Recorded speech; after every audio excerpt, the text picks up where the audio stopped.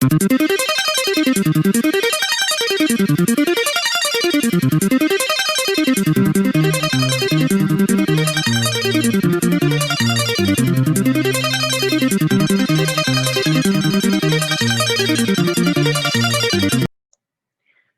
morning or good afternoon, people. Here's the teacher Fred again. And today we will learn more about the Swedish Christmas, right? The Christmas at Sweden, right?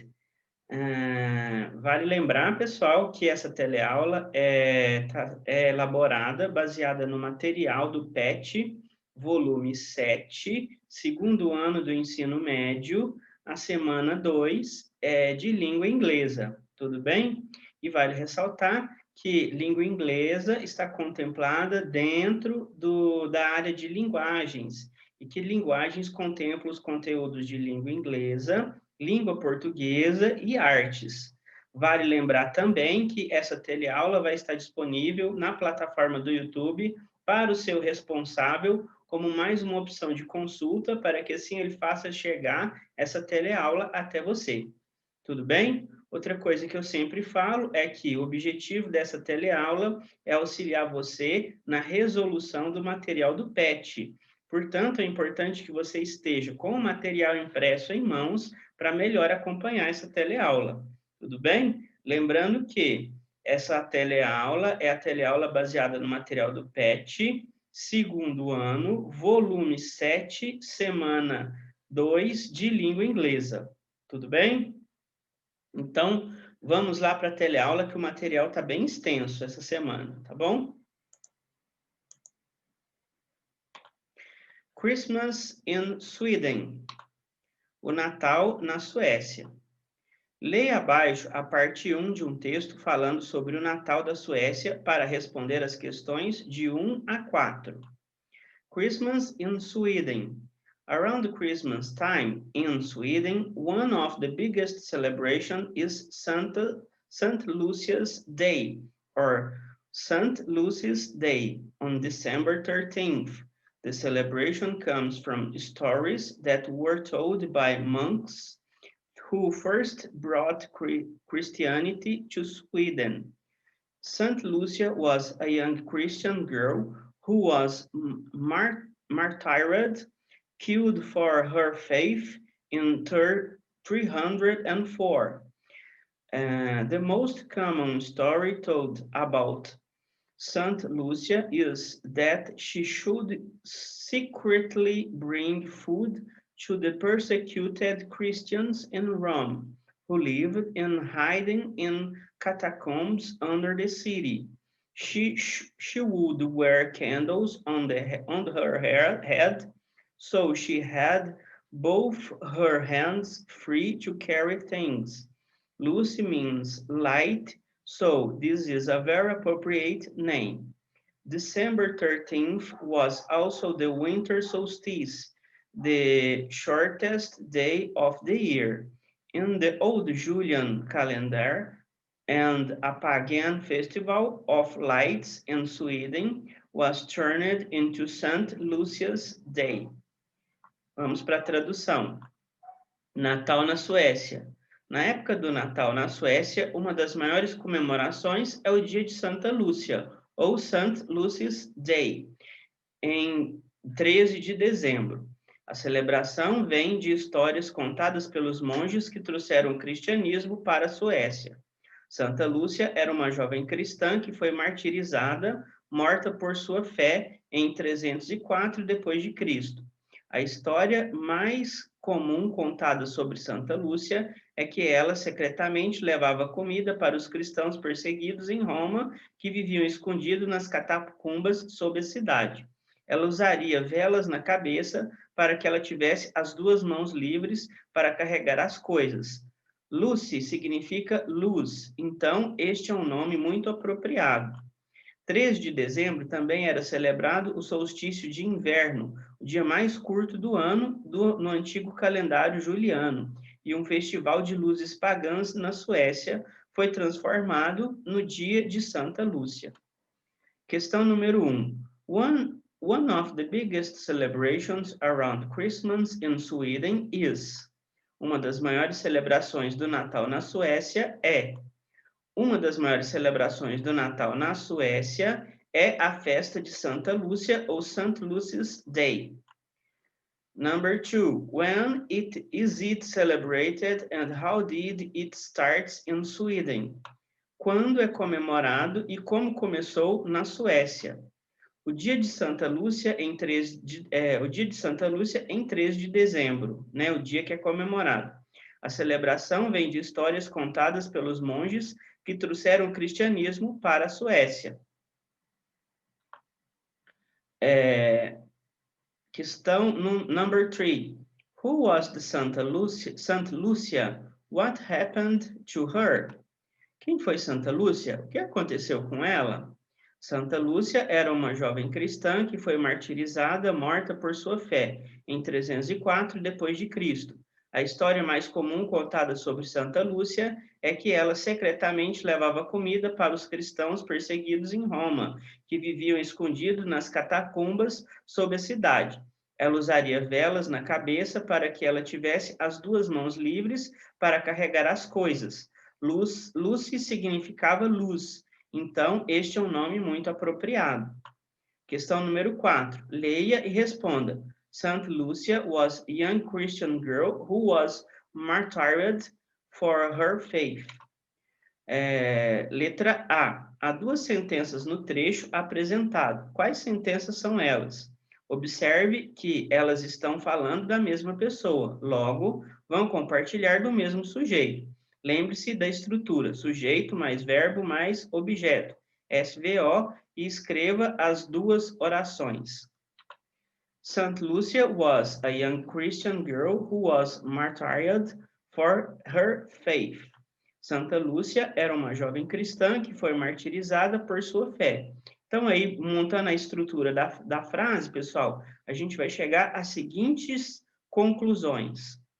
A gente tem o sujeito, que é St. Lucia, mais o verbo, que é was, é o verbo to be no passado, tudo bem? Depois a gente tem o complemento da frase, que é Christian girl, certo? Então, a Santa Lúcia foi uma jovem cristã, tudo bem? Mas aí, continuando, pessoal, a gente tem o seguinte, a palavra Santa Lúcia, ela foi substituída pelo pronome who, né? Então, lá, ó, St. Lucia was a young Christian girl who was martyred for her faith.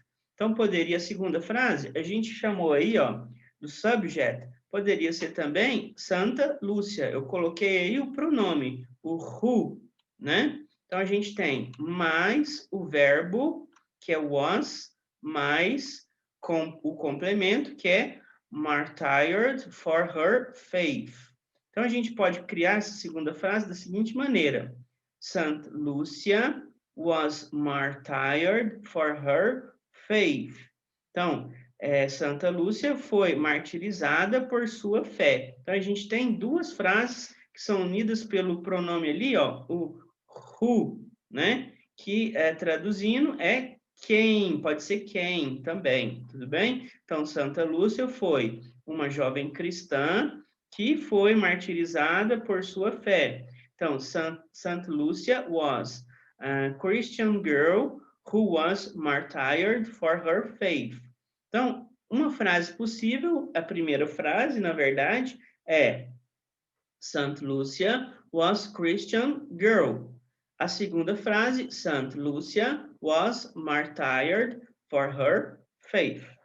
Tudo bem, pessoal? Então, basicamente, seria essa a estrutura das frases que ele pediu para você montar aí. Tudo bem? Então, vamos continuar. Letra B. Qual delas é a oração principal? A oração principal, St. Lucia was a young Christian girl. Essa é a oração principal, né? Aí, continuando. A tradução, né? Santa Lúcia era uma jovem cristã. Letra C. Circule duas opções corretas. As orações são conectadas pelo pronome relativo that, which, who, que faz referência às pessoas, lugares, situações, em geral citadas anteriormente na frase. Ele pediu para você ir lá no texto e circular as duas frases, que, na verdade, são duas frases que estão sendo divididas, estão sendo unidas por uma daquelas palavras lá, ó, that, which ou who. Tudo bem? Então, vamos ver quais seriam essas duas frases que a gente circulou.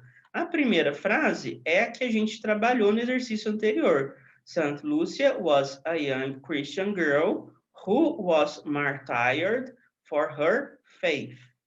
A segunda frase, she secretly brought food to her persecuted Christian in Rome, who lived hiding in the catacombs under the city. Qual que é o sujeito ali da frase?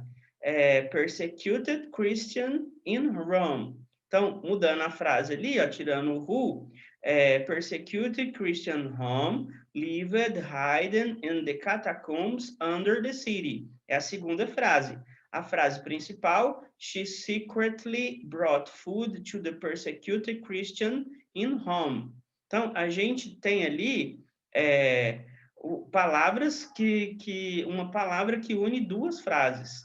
Tudo bem? Então, o who ali está substituindo persecuted Christians in Rome. Tudo bem? Então, continuando aí, pessoal, vamos para o próximo exercício. Eu estou andando um pouquinho mais depressa porque é muita coisa, tá bom? Mas eu espero que as dúvidas estejam sendo sanadas, tá ok? Continuando. Leia agora a parte 2 sobre o Natal na Suécia e responda as questões de 5 a 8. Christmas in Sweden. Christmas Eve is also very important in Sweden. This is when the main meal is eaten. There is often a julbord, which is a buffet eaten at lunchtime, cold fish and important on the julbord. There is often herring, served in many different ways. Gravlax, salmon, which has been cured in sugar, salt, and dill, and smoked salmon. Another popular food at Christmas is in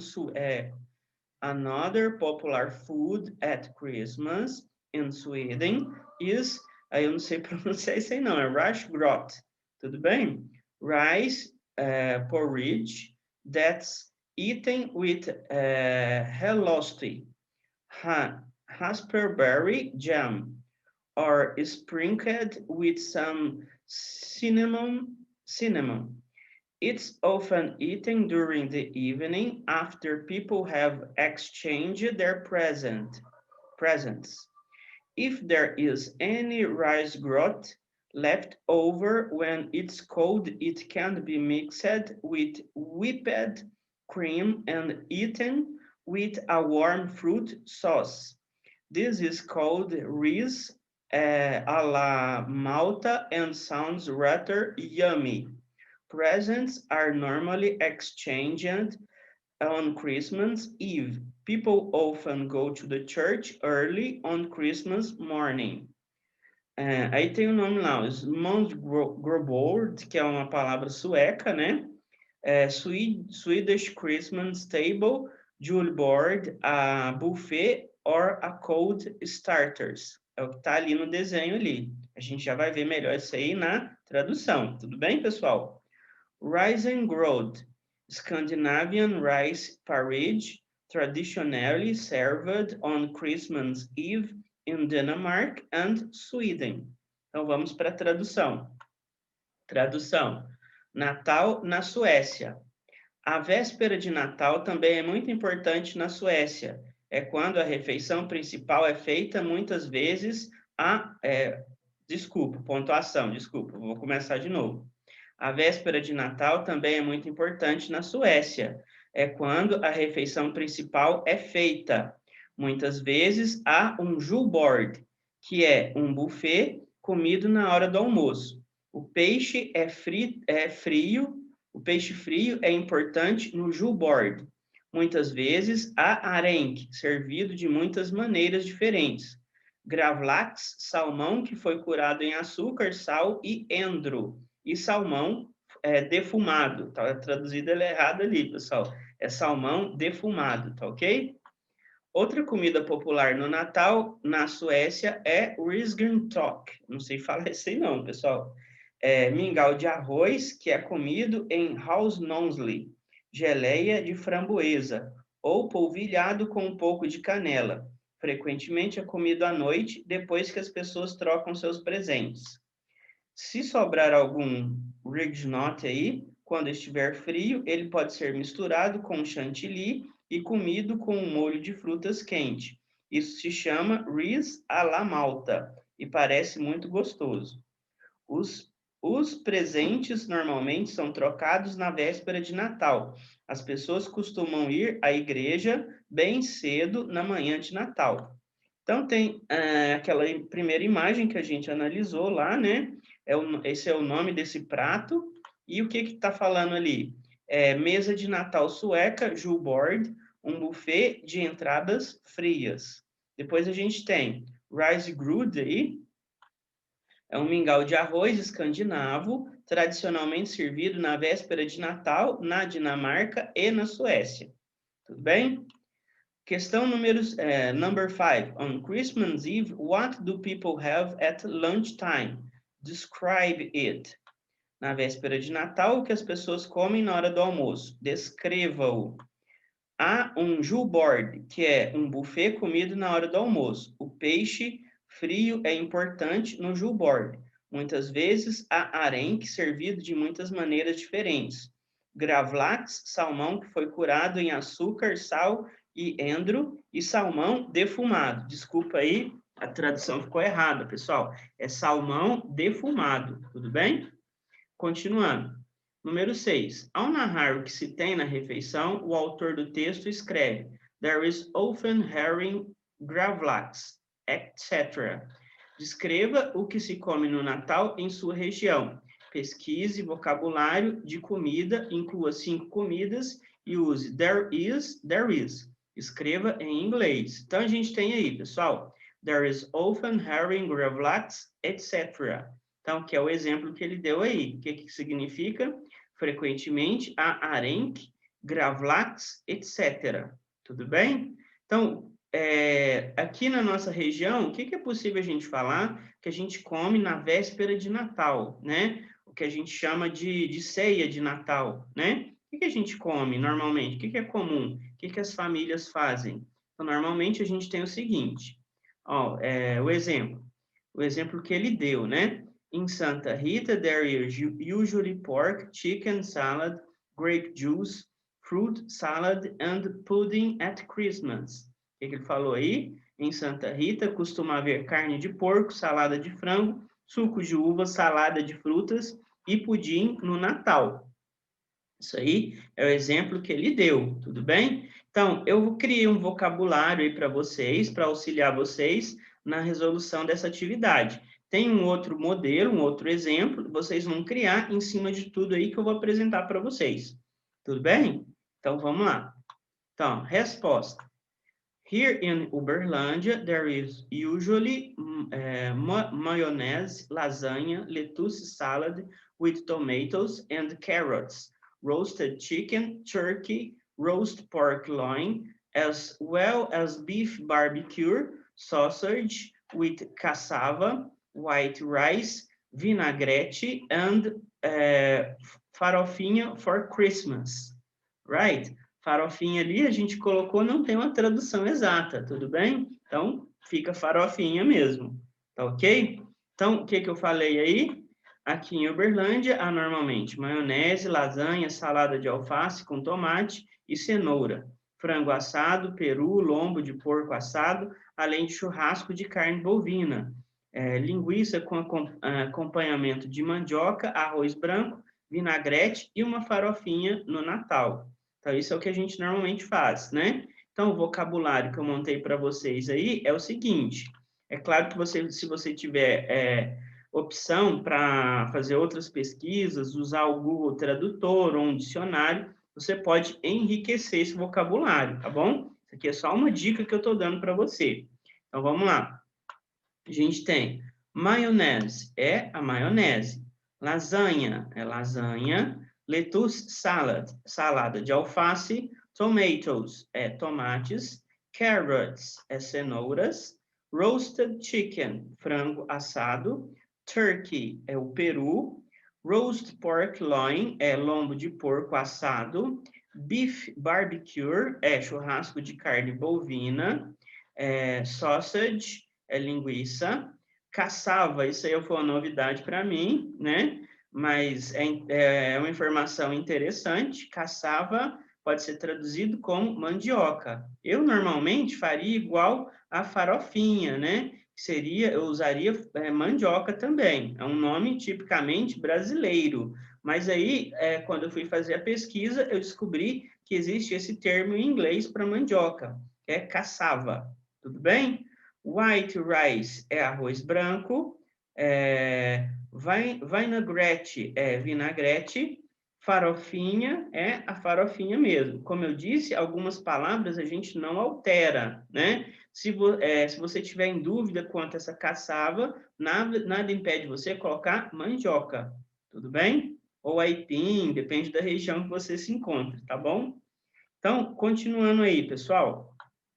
Questão número 7, number 7. The text narrates about possible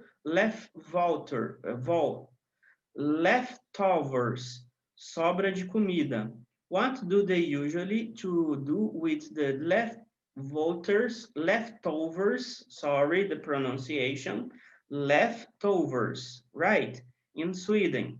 Então, vou ler de novo. Number 7, the text narrates about possible leftovers, sobra de comida. What do they usually do with the leftovers in Sweden? O que eu falei aqui, ó? O texto narra sobre possíveis sobras, sobra de comida. O que eles costumam fazer com as sobras na Suécia? Se sobrar algum, aí tem a palavra sueca aí, quando estiver frio, ele pode ser misturado com chantilly e comido com um molho de frutas quente. Isso se chama ris alla malta e parece muito gostoso. Tudo bem? Isso é o que é feito com a sobra. Tudo bem? Então, aí que ele continua. Número 8. E na sua casa, o que normalmente se faz com os leftovers? Observe o uso da condicional if plus simple present, seguida da frase principal com o uso de can para narrar as possibilidades. O exemplo: If there is any pork and chicken salad left, we can mix them up with cream cheese. That seems yummy. Então, ele usou aí, ó, tradução. Se sobrar alguma salada de porco e frango, podemos misturá-los com cream cheese. Isso parece gostoso, tudo bem? Então, o que a gente pode montar em cima desses exemplos e disso tudo que foi falado aí? A gente pode falar o seguinte: If there is any roasted chicken left, we can pick up it and put it at pan with rice. Eat it with vinaigrette that left too, and farofinha on next day. That seems delicious. Então, lendo de novo. If there is any roasted chicken left, we can pick up it and put it at pan with rice. Eat it with vinaigrette that left too, and farofinha on next day. That seems delicious. Tudo bem, pessoal? O que eu falei aí para você? Lembrando que isso é um exemplo, você pode adaptar e não simplesmente copiar essa resposta, tá bem? Então, o que eu falei aí? Se sobrar frango assado, podemos pegá-lo e colocá-lo na frigideira com arroz. Coma com vinagrete, que sobrou também, e farofinha no dia seguinte. Parece uma delícia. Tudo bem, pessoal? Então, continuando, que ainda tem muita coisa. Vamos lá. Leia agora a parte 3 do texto sobre Christmas in Sweden e responda as questões de 9 a 13. Então, continuando. Christmas in Sweden. Like their neighbors in Finland, there was a traditional belief in Sweden that a Yule goat was connected with the Midwinter Festival. In Sweden, it was thought to be an invisible spirit that looked on on and made sure all the preparations were going well. Were going well. Between Christmas and New Year, men would sometimes dress up as goats and go from house to house singing songs and playing tricks. This is known as Julie booking. Now the goat is making scenes as a straw ornament, which guards the house and the Christmas tree.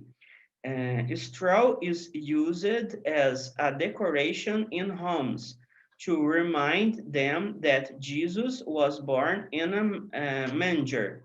Christmas tree decorations that are made of straw are also very popular.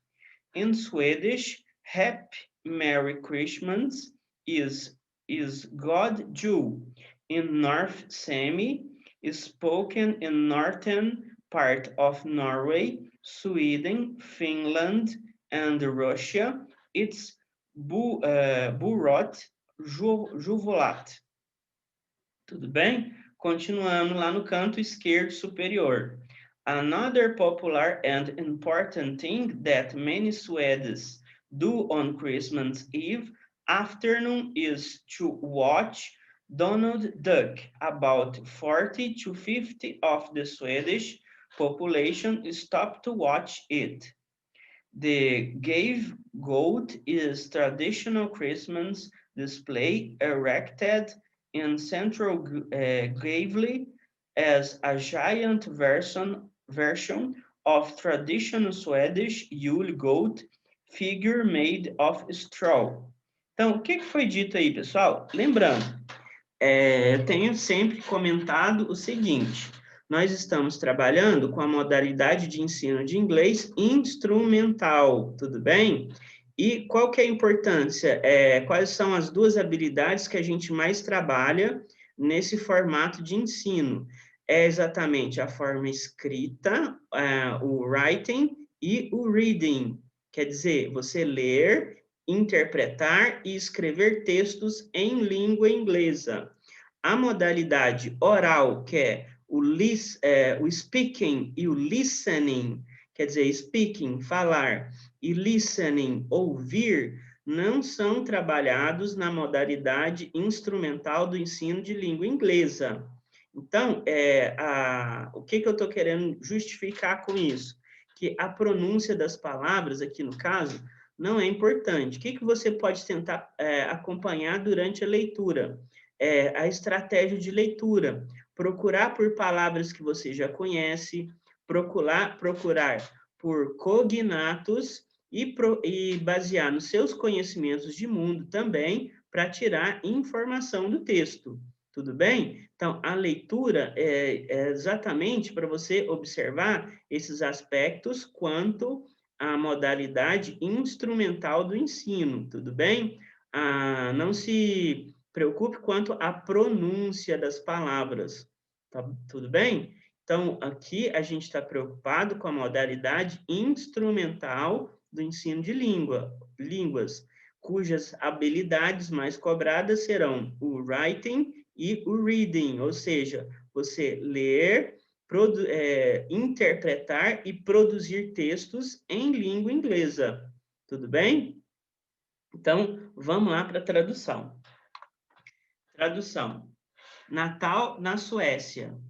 Como seus vizinhos na Finlândia, havia uma crença tradicional na Suécia de que um Yellow Goat estava conectado com o festival de inverno. Na Suécia, pensava-se que era um espírito invisível que olhava e se certificava de que todos os preparativos estavam indo bem. Entre o Natal e o Ano Novo, os homens às vezes se fantasiam de cabritos e saem de casa em casa cantando e pregando peças. Isso é conhecido como julebunking. Agora, a cabra é vista principalmente como um enfeite de palha que protege a casa e a árvore de Natal. A palha é usada como decoração nas casas para lembrá-los de que Jesus nasceu em uma manjedoura. As decorações para as árvores de Natal feitas de palha também são muito populares. Em sueco, Happy ou Merry Christmas é God Jul. Em Sami do Norte, ou seja, é a língua falada no norte da Suécia, falada em partes do norte da Noruega, Suécia, Finlândia e Rússia, é Beirut Jovat. O que significa Merry Christmas? É Feliz Natal, ou Happy Christmas, é a mesma coisa, Feliz Natal. Então, Feliz Natal, em sueco, você fala God Jul, e em algumas regiões da Noruega, da Suécia, da Finlândia e da Rússia, você fala Beirut Juvat, que significa a mesma coisa, que é Merry Christmas, ou então Feliz Natal. Tudo bem? Então, continuando aí, pessoal. Aí a gente tem duas imagens que estão aí no pad de vocês. Eu vou dar um enfoque maior para elas aí, tudo bem? Então, continuando a tradução. A gente tem lá, o que está do lado do desenho do Pato Donald aí outra coisa popular e importante que muitos suecos fazem na véspera de Natal é assistir ao Pato Donald. Cerca de 40% a 50% da população sueca para assistir. Então, eles gostam do Pato Donald, sabe-se lá por quê, né, pessoal? Mas é um costume na Suécia também. Então, continuando. Aí a gente tem essa segunda gravura, e o que está escrito do lado dela? A cabra Glavely é uma exibição tradicional de Natal erguida no centro de Glavely como uma versão gigante de uma figura tradicional de cabra Yule sueca feita de palha. Tudo bem? Então, isso aí é uma tradição da Suécia. O que eu achei interessante foi a relação da palha com onde Jesus foi colocado, na manjedoura. Então, fala exatamente da simplicidade do nascimento de Jesus. Isso aí é uma simbologia interessante, né, pessoal? Então, continuando. Number 9. What is a Yule goat? O que é uma cabra de Yule? Na Suécia, pensava-se que era um espírito invisível que olhava e se certificava de que todos os preparativos estavam indo bem. Então, é aquela cabra de palha, né? Se você quiser complementar aí a resposta, é aquela cabra de palha que é colocada para proteger a casa e a árvore de Natal, e ela tem origem exatamente numa reflexão sobre onde Jesus foi colocado quando ele nasceu. Foi numa manjedoura e tinha palha lá para servir como colchão dele, né? Então, está falando exatamente da simplicidade do nascimento de Jesus, essa simbologia. Isso que é a Yule Goat, tudo bem? Então, continuando aí, pessoal. Number 10, o número 10. Relacione as palavras a seguir em português. Então, quais são as palavras? Yule Goat é cabra de Yule. Eu acredito que esse Yule aí do sueco deva ser palha, tudo bem? Mas não tenho certeza. Então, a gente traduz como cabra de Yule, tudo bem? A próxima aí, Winter Festival é festival de inverno. Lembrando que o winter é inverno, tudo bem? Depois, Finland é Finlândia, é o país. Depois, Julebooking é fantasiar-se de cabra, né? Que a gente pode concluir observando lá o texto. Tudo bem? Continuando, pessoal. Number 11. What do many Swedish people do on Christmas Eve afternoon? O que significa isso aí? O que muitos suecos fazem na véspera de Natal? Outra coisa popular e importante que muitos suecos fazem na véspera de Natal é assistir ao Pato Donald. Cerca de 40% a 50% da população sueca para assistir. Né? Tem outras informações lá no texto que mostram outras coisas que o sueco faz na véspera de Natal. Tudo bem? Continuando, número 12. What about you? What do you usually do on Christmas Eve afternoon?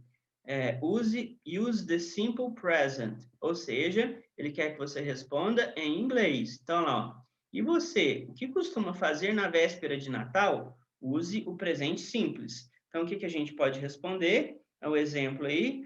I usually watch Star Wars on Christmas Eve afternoon. Então, o que eu falei que eu faço aí é um modelo que você pode usar, mas seja criativo e usando as ferramentas que você tem à disposição aí, crie a sua resposta, tudo bem? O que eu costumo fazer na noite da véspera de Natal? Aí a tradução, né? Não é, não é o que eu faço, é a tradução da frase, né? Costumo assistir Star Wars na véspera de Natal. O que eu faço? I usually go to church to thank God for difficulties that have been overcome in the last year. Então, o que eu falei aí? Costumo ir à igreja para agradecer a Deus pelas dificuldades vencidas no último ano. Tudo bem? Então, continuando aí, vamos para a 13ª e última questão. Number 13. Why is straw used as a decoration in homes? Por que a palha é usada como decoração nas casas? Agora, a cabra é vista, principalmente, esse é o fragmento que eu tirei da tradução, ok? Agora, a cabra é vista principalmente como um enfeite de palha que protege a casa e a árvore de Natal. A palha é usada como decoração nas casas para lembrá-los de que Jesus nasceu em uma manjedoura. As decorações para árvores de Natal feitas de palha também são muito populares. A cabra Gavely é uma exibição tradicional de Natal erguida no centro de Gavely como uma versão gigante de uma figura tradicional de cabra Yule, sueca, feita de palha. Então, isso aí é o máximo de informação que a gente pode tirar do texto. Tá ok? Pessoal, essa teleaula a gente está terminando por aqui. Ficou um material bem extenso, tudo bem? Talvez vocês tenham alguma dificuldade durante a resolução, e essa teleaula está aqui para auxiliar vocês para tentar tirar o máximo de dúvida possível durante a resolução desse material. Lembrando que é a segunda semana do PET volume 7, de língua inglesa. Tudo bem? Eu desejo a vocês bons estudos e espero que o objetivo dessa teleaula esteja sendo atingido, que é tirar a dúvida de vocês e auxiliar na resolução do material do PET. Eu desejo que vocês fiquem com Deus e até a próxima teleaula.